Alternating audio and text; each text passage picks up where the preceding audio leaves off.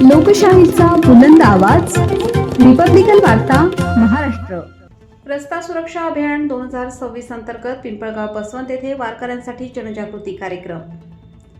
रस्ता सुरक्षा अभियान 2026 अंतर्गत पोलीस केंद्र पिंपळगाव तालुका पिंपळगाव बसवंत यांच्या वतीने आज सायंकाळी 3:30 ते 4:15 सुमारास या वेळेत हॉटेल हरिकृष्ण येथे जनजागृती कार्यक्रमाचे आयोजन करण्यात आले.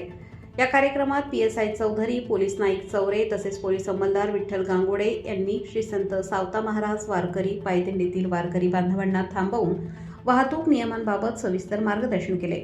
मार्गदर्शन करताना पायी चालताना रस्त्याच्या कडेला सुरक्षितपणे चालणे, सुरक्षित ठिकाणी थांबणे, दुचाकीवर प्रवास करताना हेल्मेटचा वापर, चारचाकी वाहन चालवताना सीट बेल्ट परिधान करणे, वाहन व वैयक्तिक विम्याचे महत्त्व, अपघात होण्याची कारणे, वाहन चालवताना व पायी चालताना घ्यावयाची काळजी, साइन बोर्ड व झेब्रा क्रॉसिंगचे महत्त्व आदी विषयांवर माहिती देण्यात आली. वाहतुकीचे नियम पाळल्यास अपघात टाळता येतात असे आवाहन उपस्थितांना करण्यात आले. या जनजागृती कार्यक्रमास 20 ते 25 वारकरी बांधव उपस्थित होते. रिपब्लिकन वार्ता महाराष्ट्र न्यूजसाठी विशेष प्रतिनिधी Sunil Suryavanshi, Nashik.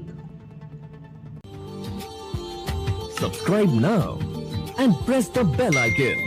Never miss an update.